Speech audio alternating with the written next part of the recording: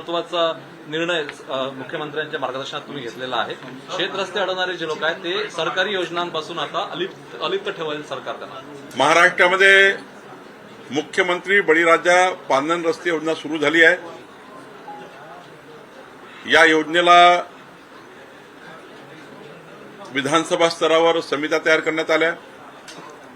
रस्त्याची मोजणी करणे, रस्त्याला क्रमांक देणे आणि मग रस्त्याचं बांधकाम करणे आणि मोजणी झाल्यानंतर बाउंड्रीला झाडं लावून त्या ठिकाणी बाउंड्री फिक्स करणे, म्हणजे कधी त्या ठिकाणी रस्त्याचं अतिक्रमण होणार नाही.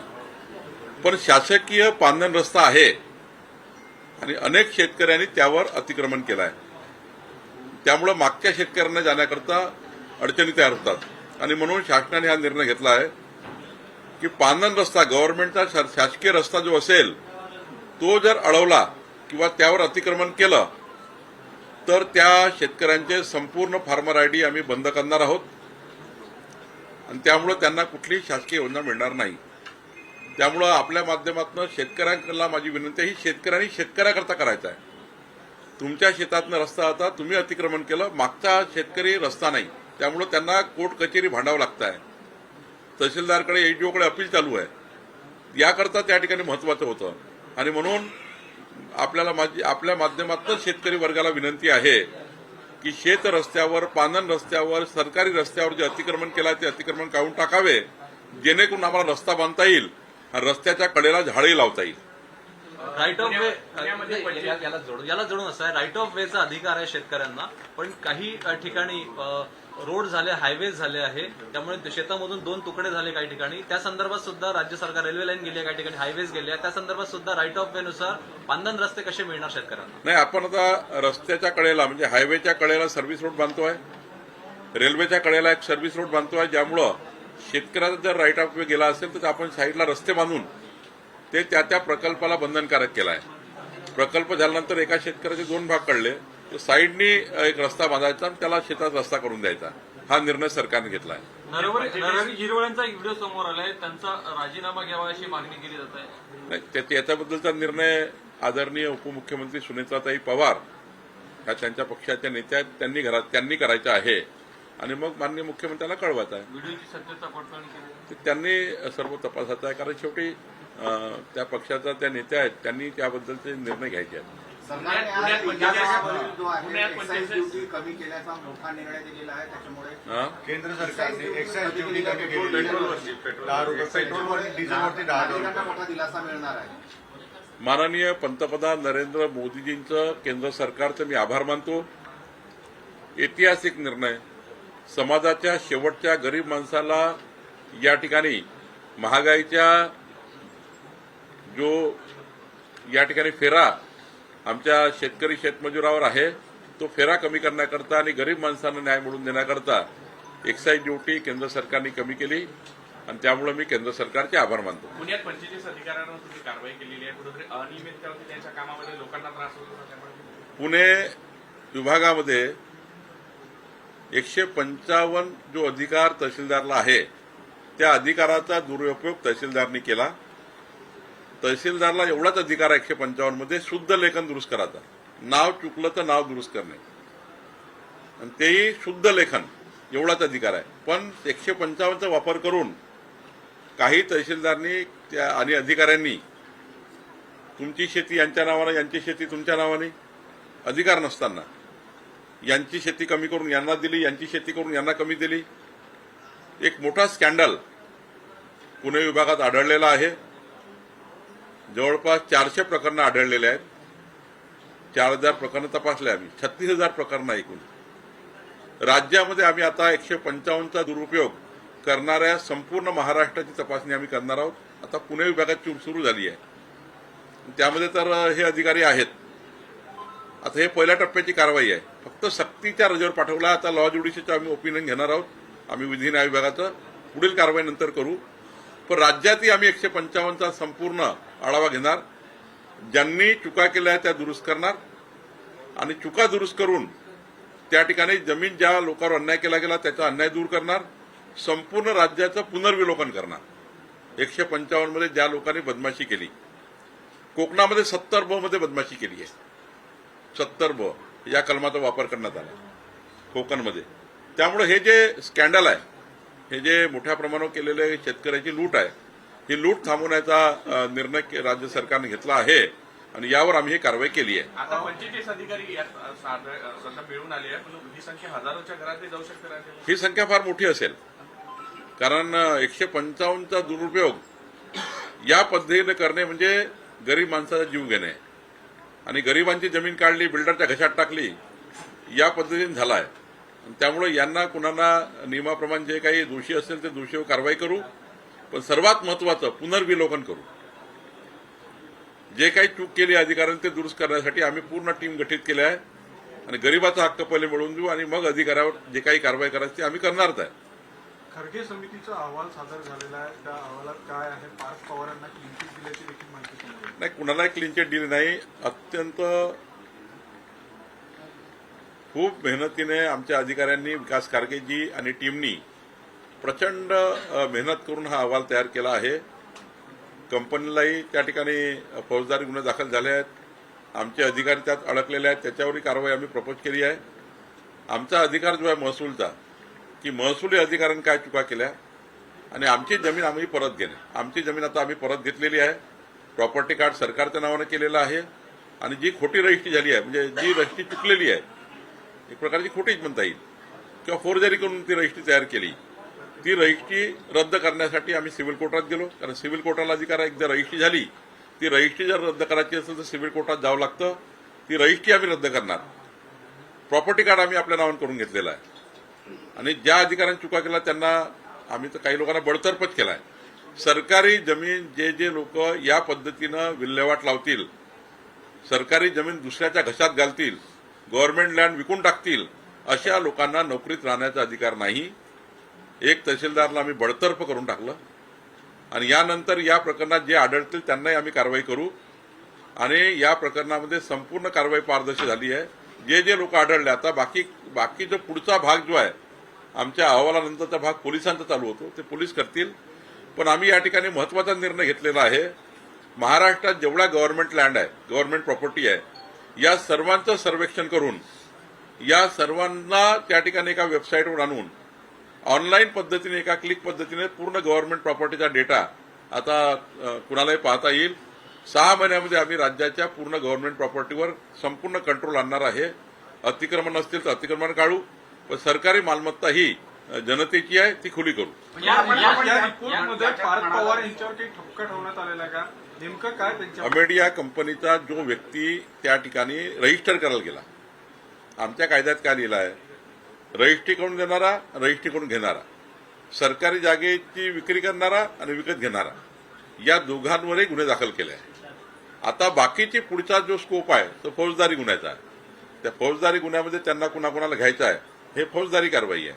महसूलची कारवाई जी होती, जे नियमाप्रमाणे आहे, आयजीआरच्या नियमाप्रमाणे आणि महसुली कायद्याप्रमाणे जो आमच्या समोर आला होता हे करायला, त्याच्या एफआयआर आम्ही कळवला. त्याच्यामध्ये अतिरिक्त कोण आहे ते पोलिसांचा भाग आहे. चौकशी कोणी अडवणारा किती मोठा व्यक्ती असला तरी त्याच्यावर कारवाई एकदम किती मोठा असेल त्याच्यावर कारवाई होईल आणि याच्यामध्ये कोणाला सोडलं जाणार नाही. मूळ काय आहे, ही प्रॉपर्टी जे 3000 कोटीची आहे, ही प्रॉपर्टी वाचवण्यामध्ये महसूल खात्याला यश आलं आहे आणि ही प्रॉपर्टीचं कार्ड आम्ही आपल्या नावाने करून घेतलं आहे आणि आता ही जे रजिस्ट्रेशन आहे ते रजिस्ट्रेशन सिव्हिल कोर्टात जाऊन आम्ही रद्द करतोय. राष्ट्रवादीने विजय वडेट्टीवारांनी टीका केली, चौकशी म्हणजे पूर्ण गोलमाल आहे आणि चोराला सोडून संन्यासाला फाशी दिली जाते असा त्यांनी आरोप केला.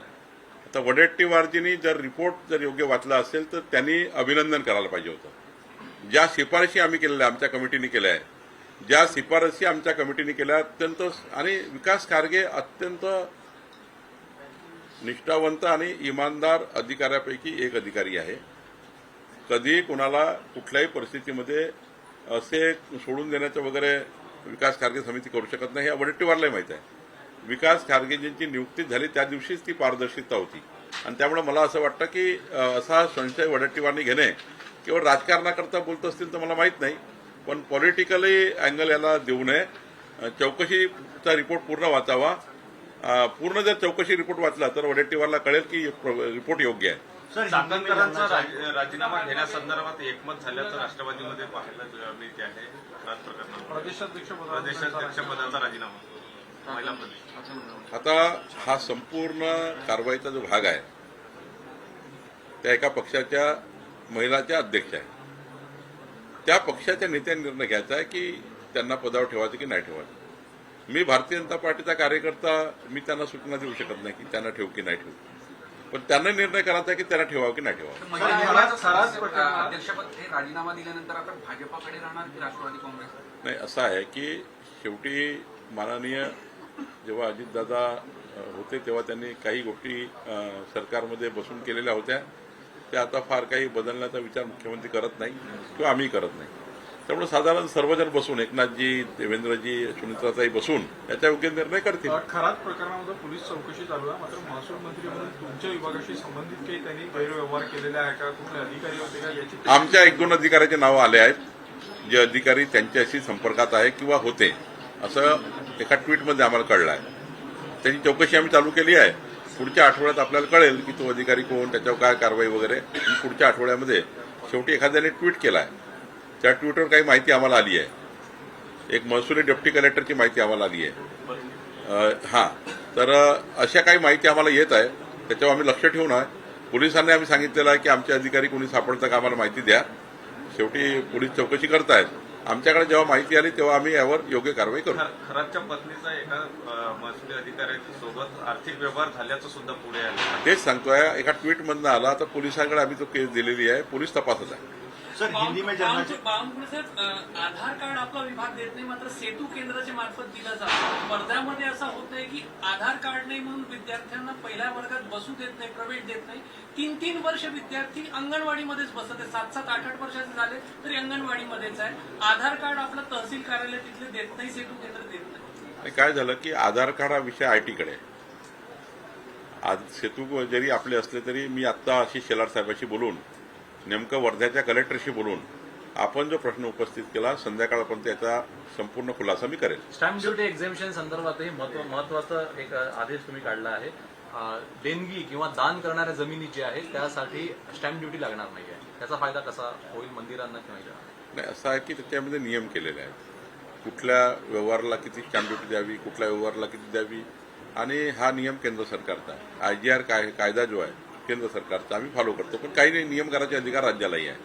जर काही एक्झम्पशन द्यायचे असतील आम्हाला, परवा आम्ही त्या ठिकाणी हरे रामा हरे कृष्णा या एक चांगली संस्था आहे जी 1 लाख मुलांना, गरीब मुलांना अन्न देतं, गरीब मुलांना अन्न पुरवतं, अशा एका सेंटरच्या बांधकामाकरता स्टॅम्प ड्युटी आम्ही माफ केली आहे. असं आम्ही या ठिकाणी धर्मादाय संस्था असतील, मंदिराची प्रॉपर्टी असेल, ही प्रॉपर्टी चांगल्या पद्धतीने कायम राहिली पाहिजे आणि देवस्थानाची प्रॉपर्टी ही नियमित झाली पाहिजे. ते त्या ठिकाणी कायदेशीर बाबीमध्ये त्याला अंतर्भाव केला पाहिजे, म्हणून आपण हा निर्णय घेतोय. कधी कधी प्रॉपर्टी देवस्थानाकडे आहे पण थोडे पैसे नसल्यामुळे रजिस्टर झाली नाहीये आणि त्या प्रॉपर्टीवर मग त्या ठिकाणी मोठ्या प्रमाणात अतिक्रमण होतात. त्यामुळे प्रॉपर्टी रजिस्टर करण्याकरता आम्ही असे निर्णय घेत असतो. सर हिंदी में जानना चाहेंगे, एक्साइज ड्यूटी जो भारत सरकार ने कम की है, लोगों को कितना फायदा होगा ऐसे समय में? मैं माननीय पंतप्रधान नरेंद्र मोदी जी का, केंद्र सरकार का बहुत बहुत आभार व्यक्त करता हूँ. महाराष्ट्र और देश की जनता की ओर से एक बहुत ही अहम फैसला, अच्छा फैसला जनता के लिए, गरीब व्यक्ति के लिए, मध्यम वर्गीय व्यक्ति के लिए किया गया. और इस फैसले से जो युद्धजनक परिस्थिति है, जो थोड़ी महंगाई बढ़ रही थी, महंगाई आने वाली थी, आने जा रही थी, ऐसे में माननीय प्रधानमंत्री जी ने ये निर्णय किया है.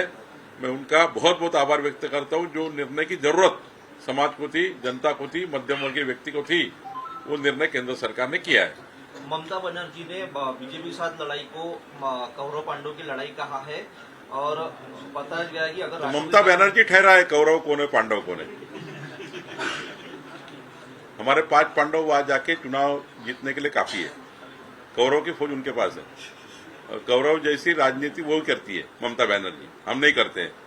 हमारे प्रधानमंत्री मोदी जी जो सच्चाई की, ईमानदारी की और पारदर्शी बात करके चुनाव लड़ना चाहते हैं. ममता बनर्जी कौरव जैसी बूथ कैप्चरिंग करके चुनाव लड़ना चाहती है. और उन्होंने कुछ राज्यों राज्यों की में आशंका जताई है, लॉकडाउन की आशंका जताई है. और राष्ट्रपति शासन अगर लगता है तो जनता उनके साथ है, उन्होंने ऐसा कहा की जनता बंगाल की बंगाल की. तो चुनाव में देखेंगे किसके साथ कौन है. पूरे देश ने निर्णय लिया है कि प्रधानमंत्री मोदी जी के साथ खड़ा रहना है. कुछ राज्यों में आपके लोग गए हैं, चुनाव है, कहाँ तैयारी है? महाराष्ट्र से केरल और कई जगह पश्चिम बंगाल कार्यकर्ता जाएंगे, आप भी कहीं जाएंगे, महाराष्ट्र के मुख्यमंत्री भी जाने वाले थे, उनका दौरा कैंसिल। हमारे सारे विधायक केरल में हैं, पश्चिम बंगाल में जाएंगे, हम सब लोग जाएंगे, आप भी चलिए, और हम केरल का भी चुनाव जीतेंगे, पश्चिम बंगाल भी जीतेंगे।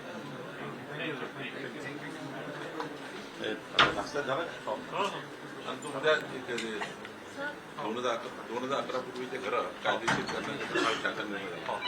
म्हणजे आतापर्यंत